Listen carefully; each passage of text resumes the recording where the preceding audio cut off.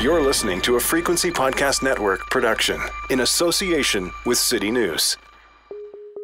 It's not exactly breaking news that flying can suck, especially this year. Last week, about half of the flights out of Pearson were delayed and more than 700 were canceled. Air Canada ranked #1 in the world for delays. Just the check-in notice from Air Canada said leave lots of time. Customs was about 3 hours, got through, flight canceled from Toronto to Boston. Worst lineup I've ever seen. They already told us we'll miss our flight. I've been waiting for like maybe 30 minutes now. I expect to wait another maybe an hour. And my flight leaves in 20 minutes, so I'm not sure if I'm going to be able to make it. But right now, there are two kinds of bad airports in this world. There are regular bad airports, and then there is Pearson International Airport. The stories you hear coming out of Pearson right now are so frustrating and awful that they beg for someone or something to blame. The government for COVID restrictions, the airlines for greed, the airport authority for understaffing and poor planning, customs, fellow passengers, inflation, weather, whatever. Just let us know who to be mad at. The truth? It's a lot of some of those things. It's less of others. And in the mix are a few other problems you've never even heard of. So this is the story of how Canada's largest travel hub went from tolerable to terrible. This is how Pearson fell apart. I'm Jordan Heath-Rawlings. This is The Big Story. Richard Warnica is a business features writer for the Toronto Star. Hey, Richard. Hey, thanks for having me. You're welcome. I think the whole country wants to know what the hell is up with Pearson at the moment. Yeah, I mean, I certainly did. It was one of those things where anytime I went online, all I saw was horror stories, and I really had no idea what was actually happening. Maybe let's rewind for a bit before the pandemic, because we want to tell the story of this airport. So prior to COVID and to all the nightmares that have happened as we kind of come out of it, what was Pearson's reputation, as a big city airport in the world? I mean, it was mixed, I think. I think they had some pretty high-profile stumbles. They did a runway refurbishment a couple of years ago that caused a ton of delays, ton of cancellations. In Canada, I think it had a reputation as oh, you don't want to go to Pearson. Oh, Pearson can be a real nightmare. But I think part of that is because Pearson is really the only big global hub airport in Canada. There's really nothing to compare it to. So before the pandemic, it had its issues for sure, but no one would have called it a disaster. It wasn't like making the list of the worst airports in the world. Right. So let's discuss, I guess, how many months now, the last 3 months or 4 months that people have really been coming back to the airport for recreational travel in large numbers. And before you dug in and went out to Pearson and started really reporting this story, what kinds of things had you heard? What did you expect? Yeah, so for me, it started with I had a much delayed trip to New York this spring. And in the lead up to that trip, I started hearing all these reports of people being stuck in like hours-long customs lines at Pearson. So much so that, me and my friends who were going on this trip, we kept emailing back and forth like, is this going to happen? Do we need to be at the airport 6 hours early? And one of our friends actually went to the airport 4 hours before our flight took off. This is in April when we started seeing on Twitter or TikTok or Instagram, wherever you're looking, pictures of the departure hall in Pearson just packed with like unruly numbers of people, right, and people sending out messages saying, I got here 3 hours early and I didn't make my flight. So that's when it first sort of clicked for me. It didn't really become something I wanted to look into professionally until it kept going for a couple months, right? Until the problem started evolving. It went from there's too many people in the departure pre-clearance zone to there's way too many people in the customs halls and planes are getting stuck on the runway. And then we start hearing these stories of like lost bags. I flew into Newark for this story, and the Air Canada office at Newark, there was just like these wall missing baggage in front of it. Like, had I wanted to go into that office to talk to someone, I would have had to like literally climb over this like moat of missing suitcases. Like, I'm always interested in stories that everybody is talking about, but that I don't understand. And it really started to become one of those in sort of late spring, early summer for me. So as you began reporting it, and I want to talk about the people first because they are sprinkled throughout your long feature. You know, you sort of go from hearing things secondhand and thirdhand to hearing warnings. You spoke to dozens of travelers directly. How true were those horror stories we were hearing? What was the universal experience? And maybe just tell us a few stories. Yeah. So, I mean, I think it remains the case that flying through Pearson, your odds of having a horror story happen to you are still pretty bad, right? The odds are you are going to go there, you'll probably have a delayed flight, but you still probably won't have a cancellation. You probably won't lose your bags. But the percentage of people who were going through horrible things and the sort of extent to which that horror was happening had really gone up. Rebecca Stephen, who was one woman I spoke to, who had a trip planned to New York. She was going for Pride weekend. She was going to see friends she hadn't seen in a long time. Gets her boyfriend to drop her at the airport for a 7 a.m. flight at like 4 a.m.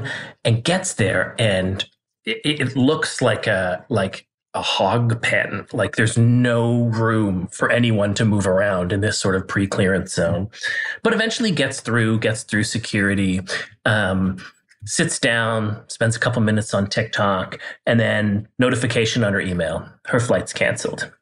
Okay. Goes to customer service. No one at customer service. Eventually gets rebooked on a flight. That flight's canceled. Tries to get on another flight. That flight's canceled. All the way until 4 o'clock. So she's supposed to leave at about 7. And now it's, 3:50 and she's sitting in this departure zone and the pilots show up, but nobody else does. At least she didn't see them. And at like 3:50, an announcement comes over the megaphone. This one is canceled too. We don't have enough staff. And so at that point, like everyone leaps up and goes rushing back to customer service, right. Because, I'll tell you, when I was going through there once, the customer service line was only about 20 people deep. And I asked people sort of midway through, they'd already been waiting 2 hours. And she was going into a customer service line that was going to have hundreds of people. But what really, really disturbed her, and the reason she reached out to the Star, she actually sent us an email, was, everybody takes off. The Air Canada person at the gate disappears, and there's this elderly couple there. English is not their first language. Both of them are in wheelchairs, and they're not mobile wheelchair users. They've been placed in these wheelchairs because they can't walk distances, and nobody comes to help them. Right. And so she goes over to them after about 20 minutes and is like, "Are you guys okay? Can I do anything for you?" And it's clear like they don't speak super good English. They're confused. They don't know what's happening. They feel completely abandoned. And so she has to go on this kind of odyssey through the airport to try to find someone from Air Canada to take responsibility for these 2 stranded senior citizens. And, the story she tells me is that eventually she waylays an Air Canada employee sprinting through the airport and convinces her finally to stop. And the woman tells her she just doesn't have time. And finally, Rebecca's like, "You have to make time. Someone has to take care of these people." And that experience to her is what pushed her over the edge. She went back to customer service and just said, "Cancel my flight. Like, I can't keep doing this." She just canceled her entire trip. And I heard multiple stories of people who, there's one woman I spoke to who was supposed to go from New York to London, and after about 24 hours in Canadian airports, just booked a flight on Delta to fly back to New York because she just couldn't take it anymore. So that's kind of the prototypical horror story. There's lots of stories, really sad stories about people missing connections and then being forced to spend the night in Pearson. I spoke to one woman, they'd come from Tel Aviv, were trying to get to Atlanta, and they end up sleeping on the Pearson floor with their 3-month-old. So yeah, that's kind of that's your garden variety Pearson horror story in the summer of 2022. I am like anxious and angry just listening to you talk on behalf of these people. I don't know how they do it. Yeah. So you mentioned before the pandemic, Pearson was maybe not great, but certainly tolerable for a really, really large airport. Can you quantify for us with some numbers how bad it has been at Pearson over the past few months? Like, how bad has it gotten? Yeah, I mean, there's a chart in my story that just looks at sort of daily cancellations per day. And a cancellation is like, it's your nightmare scenario in an airline because you've already paid a crew, you've paid for that departure slot. So they tend to be really rare, and they have just spiked. If you look up my story and you look at the chart, it looks like, I don't know if you've ever done like a hill session on an exercise bike, but the part where it's just like spiking up and you can't feel your legs, you're working so hard. That's what like the Pearson cancellation charts look like. If you lump together international and domestic, it's about 8,000 flights had been canceled. But at the time my story came out, that data is from a company called Cirium. As of last Friday, according to FlightAware, which is another one of these companies that tracks airline data, Pearson had the most delayed flights this summer of any airport in the world. And it was coming up to almost half in some cases. So like your odds of actually getting out of the airport on the time it says on your ticket are like 1 in 2. Right. One of the things I did in this story was I would wake up a lot of mornings and I would just start scrolling the departures list on the Pearson Airport website. And from about 6 a.m. on, most mornings, it would just be this sea of red for cancellations and yellow for delays, just delay, delay, delay. And some of them are like 8-9 hours. Wow. Can you sketch out maybe, and you do a good job of this in your piece, and I've noticed it just in media coverage of the situation. Before we get into what you dug up, how has the buck been passed around for this from like governments to airlines to the airport itself? Like, who's actually taking responsibility here, and what do they say? Yeah, I mean, the reality is nobody's taking responsibility. I think that, there's 3 major players here. There's the airlines, there's the airport authority, the Greater Toronto Airport Authority, and there's the federal government, which regulates transportation. From the start of this in the spring, the GTAA and the airlines have placed the blame on the federal government. Their messaging at that point, at least, was very clear. It was very focused on COVID restrictions and the added burden that was causing in the airport. I feel bad for the minister, Omel Gabra, in that like one off-the-cuff statement has come to be taken in for the whole federal government response. But he did at one point essentially say that the problem was that people aren't used to flying anymore and they're taking too much time going through security. What very few people addressed publicly in the messaging from any 3 of those was why the airlines were allowed to book this many flights this quickly after this massive, complicated infrastructure had been, at sometimes 80% shut down over a 2-year period. So you sort of knew who was blaming who. You'd heard these anecdotal stories. You had letters from readers talking about their horrible experiences. What did you do to try to get to the bottom of what is really going on here and where the blame should lie? When you're reporting a story like this and you're essentially trying to explain a process that's going wrong to people, you're almost at you're at a party and you don't know who the host is and you're trying to figure out who the host is. So you're just walking through being like, hey, who should I talk to? Hey, who should I talk to? Hey, who should I talk to? And, I talk to experts all around the world. I talk to experts in Canada. I talk to people who work physically on the ground there. I talk to people who work with the unions there.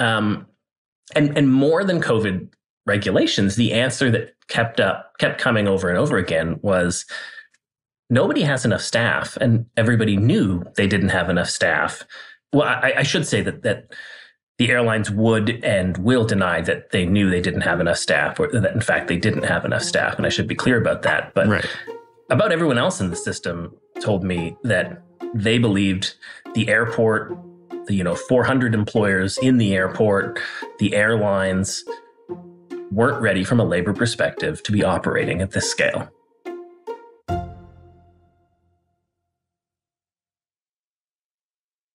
One of the experts you talked to says, quote, the airlines have been very greedy. And he actually instructs you to quote him on that. Yeah. What's he referring to, and how did we end up in that space then? Yeah, that's John Graddick from McGill, who's a former Air Canada executive and has been teaching in the airline management program there for a long time. What he means is that, normally an airline will make its summer schedule in October the previous year. They'll make some small changes as the year goes on, but that's the bulk of it. That's the base of it. And that gives everybody in the system, so all the third-party industries, the businesses that do things like fueling planes or putting on food, their own staff, the airport, the customs, a long time to understand, okay, how many people are going to be coming through this airport? What kind of staffing levels do we have? If you look back to October of last year, nobody had any idea what this summer would look like. And I have a ton of sympathy for the airlines in that. We were just in the middle of Delta. Nobody knew Omicron was going to come. Right. And so they put out what was effectively like a provisional schedule in October. Then Omicron hits, tons of cancellations, a real collapse in traffic again in late December, January. But then from an airline perspective, that clears pretty quickly. And by the end of February, Air Canada, at least, is ready to assume that demand is going to pick up like crazy this summer. So at the end of February, they put out a big increase in their traffic to a ton of these secondary US markets all over the world, to the tourist destinations. And what John's talking about when he said the airlines are greedy is he was talking about the fact that, February, March, they start seeing that projected demand is going through the roof. People are starting to book these summer holidays that they haven't for 2 years. And they say, we need that money. John believes, and I think there's a fair bit of evidence to back him up, that airlines in general should have known at that point that the infrastructure they needed, from the airports to their own staff to all those third-party businesses, would not be ready to handle the amount of traffic they were planning at that point, but they went ahead and planned it anyway. So that's what he means when he's talking about the airlines being greedy. I know this is a really dumb question with a really complex answer, but why didn't they just hire a ton more staff and ramp up as soon as they saw this going on? Yeah, I think they would say they tried. And there's a couple factors going on. One is that, and this is happening in airports all over the world, a ton of staff were let go during the pandemic. Air Canada lost about 50% of its staff. There are airport businesses where I talk to union people, as much as 80%. And a lot of those people didn't stick around and wait for the airport to come back. In Toronto, a lot of them went and worked in the warehouses around Pearson, which were absolutely booming during COVID. And, there was one expert I talked to who said that, when you're living your normal life and you have a demanding job, you don't have a lot of time to stop and think, would I rather have another job? And this kind of created this mass opportunity for people who work at an airport, who do kind of crazy overnight shifts, who even now the pay is not super competitive. It's very physical work often, to say, you know what, I like another job better. And so it wasn't as simple as just saying, okay, there were 55,000 employees at Pearson, I think, not directly by the airport, but through all those different companies before the pandemic, saying to say 25,000 of them, okay, time to get off your couch and come to work again. Most of them had moved on. And the airport, like other businesses in Canada, other businesses around the world, is facing a labor shortage, especially for these not particularly high-paying, socially difficult, physically difficult tasks.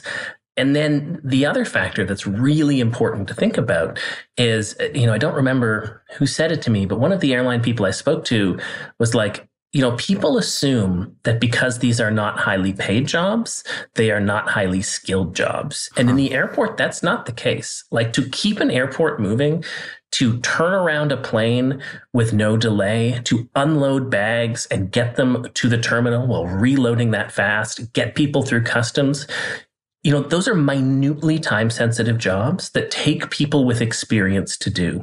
If you are bringing in, say, 30% new staff, 40%, in some places 50% new staff to these complex, time-sensitive jobs, you are having to train people while they're doing it, as things are falling apart, and you're having people on shifts where most of the people are new. Just imagine, where one of us worked. If you all of a sudden tried to put out a newspaper with 50% of the people had no newspaper experience, your Toronto Star is going to suck for quite a while if you do that, right?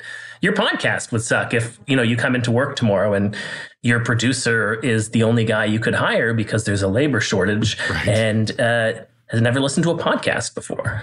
That covers, to me, the main dynamic at play in terms of staffing and over demand and under supply. But and I know we can't go on forever here, so I would urge people, and we'll link to it in the show notes, to check out your entire feature. There are two other aspects I want to get at quickly because they were both news to me.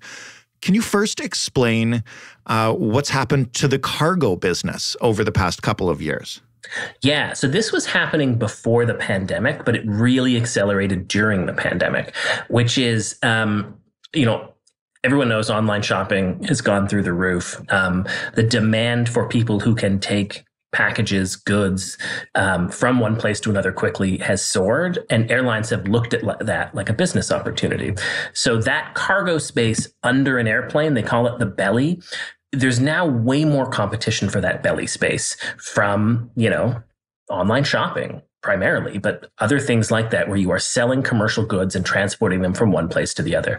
Air Canada has really doubled down on this business. I don't have the numbers in front of me, but I think their revenue year over year from cargo went up something like 42% in the pandemic. And part of that was because literally when people weren't flying, they converted some planes entirely to cargo planes. But now a lot of that business is literally, you can watch it. If you stand at the departure window, I did this, drove my wife crazy. We were on vacation and I'm just standing at a departure window, staring at planes loading and unloading. She wants to go on vacation and her husband won't leave the airport. Exactly. It's the worst place in the world to be. And I'm like, oh, that's so interesting. But you can look at, they bring out these mini conveyor belts essentially, and they have these cargo packages that the packages are stuffed in, and they'll come off the conveyor belt, the full ones, and then they'll put new ones on. And that's a huge part of the airline business now. But like any other part of the airline business, it takes people and it takes time, and the airlines don't have enough of either of those right now. And finally, can you explain Sixth Freedom Travel to me? Because this is something I had never heard of before, and it made me look at departure and arrivals lists in a completely different way. I had no idea this was happening. What is it? Yeah, I didn't either. And, I feel like we could do like one of those like 7-hour deep dives on this where no one would listen because I find it so fascinating. But so Sixth Freedom Travel is the sixth freedom in air travel is essentially the idea that if you run an airline in Canada or the US, you should have the freedom to take people from one country through your country to another country. And for Air Canada, that is a huge and growing part of the business. What they are trying to do with Pearson is use it fundamentally as a hub to take customers from primarily sort of second-tier U.S. markets like St. Louis, Raleigh, Denver, to Toronto and on to Europe, the Middle East, or through Vancouver and on to Asia, because those are really, really valuable flights, right? If you're selling someone a ticket from, this example of this person I talked to, Tel Aviv to Atlanta round trip, that's worth a lot more than selling a ticket from Winnipeg to Toronto round trip. So if you go to the airport now and you look at the U.S. departures list in Pearson, you see a ton of flights to, again, these second-tier U.S. markets. And Air Canada is establishing those routes only partially to serve Canadian domestic demand to like Nashville. There's some demand. People are going there for a bachelorette weekend or to see a hockey game. But the real reason they are massively expanding those routes is because they want to serve a Nashville crowd who wants to go to London and thinks they can do it cheaper going through Toronto than going through New York or going through Atlanta, one of the hubs. Again, makes a lot of business sense if you are a huge global airline that's going to be part of your business, but it puts a ton of strain on your airport, because to sell that kind of flight, you have to have a lot of planes leaving the airport at about the same time in the morning. So, all those 6:30, 7:30 flights, those are often the departing end of a Sixth Freedom flight. because you have to get down to Nashville or St. Louis on time to get those passengers back to Pearson to then fly on to London or Berlin or all the way on to Abu Dhabi. Again, this is something I had never heard of before digging into this story, and it is something that came up a lot when people told me that they don't think Pearson is super well set up to handle this level of sixth freedom traffic. And it's also a big reason why looking at the pure numbers of passengers or flights and comparing them to pre-pandemic doesn't necessarily give you the full story of the problems at Pearson. Because one of the big problems is that these peaks, which are often exacerbated by this sixth freedom travel, are getting way worse. To give you one example, when I flew to Newark for this story, I flew at about 2 p.m., I'd been following all these crazy stories about going through U.S. Customs. So I show up 3 hours early. There was 0 people in front of me to get into U.S. pre-clearance and 2 people in the security line. And so I asked, I'm asking everybody I go through there, what's going on? I thought this was a disaster. And they're like, should have been here a half an hour ago. And so I went back at 4 a.m. and it was insane because everybody's trying to get on those 7 a.m. flights, because that's how the airports have scheduled them.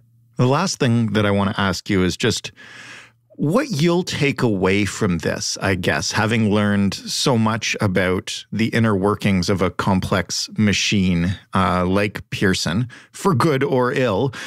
When you finish all of that reporting, does it make you more empathetic for what the airport is dealing with and the people they're dealing with? Or does it make you more frustrated because, you can see what these problems are and there are ways to solve them? I mean, I have a ton of sympathy and empathy for the people on the ground working, like the actual airline employees. I mean, it sucks to fly through there a couple of times a year right now. Can you imagine that's your job every single day?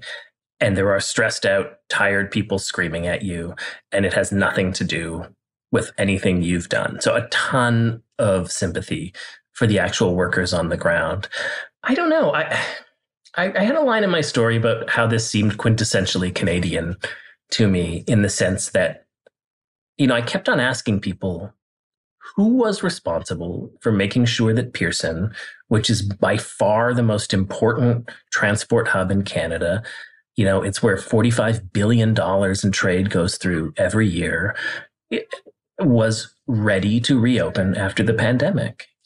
And again, people would either laugh or they'd say, well, that's the question, because there wasn't any one body responsible for this, right? Right. And yeah, I mean, I spend a lot of time reporting on institutions that are full of good people that haven't been well served by government and kind of fell down during the pandemic. And this one kind of stacked onto that list for me. And because they have this quasi-independent body, the GTAA, I think government gets to feel like they can dodge the responsibility a little bit. But fundamentally, at the end, the federal government is the regulator. This is a massive piece of economic and national security importance to this country. And it just it reiterates some difficult feelings, I would say, I have about the state of Canadian institutions generally coming out of COVID. The only thing more Canadian will be when we form a committee to study exactly what went wrong here. Well, maybe we'll have a royal commission and just wrap it all together. And then I can see you in line for the royal commission, doing daily stories on that for another 3 years. I'll read the redacted report. Thanks so much, Richard. Yeah, no problem. Thanks for having me. Richard Warnica, writing in the Toronto Star. That was The Big Story. For more, head to thebigstorypodcast.ca. Find us on Twitter at TheBigStoryFPN. You can, of course, email us hello@thebigstorypodcast.ca. And you can call us 416-935-5935 and leave us a voicemail. You can get The Big Story wherever you get podcasts, Apple, Google, Stitcher, Spotify. Doesn't matter. You pick, listen there, rate us, review us, say nice things, and we'll be forever grateful. Thanks for listening. I'm Jordan Heath Rawlings. We'll talk tomorrow.